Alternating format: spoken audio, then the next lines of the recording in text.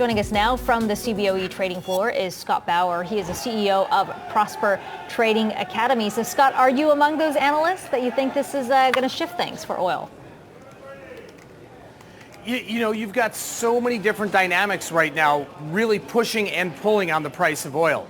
To the upside, we've got, the supply constraints. We've got OPEC holding on to what they've been doing for the last 9 or 12 months. We've got all the risk headlines coming out of Iran. And yet on the other side, we have the massive demand consolidation globally.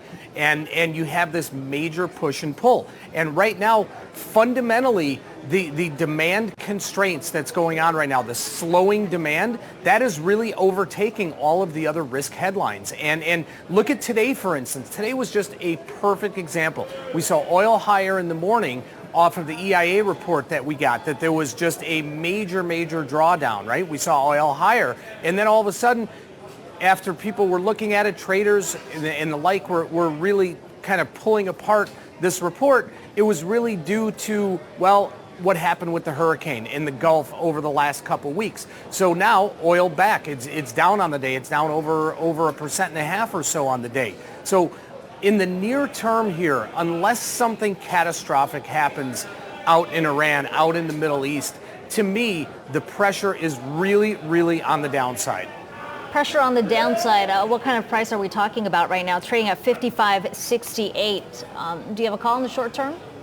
I think there's some real good support around 53.5. And if we breach that, I don't think it's out of the question that we get down to 50 and possibly even sub 50 in the next 3 to 4 weeks. Again, the driver of that is going to be what happens geopolitically with any sort of risk headline coming out of the Middle East. And if things are calm and, going along as they should be, that's where I see oil going. So sub 50, I mean, that's a pretty big decline for what we're seeing at trading today.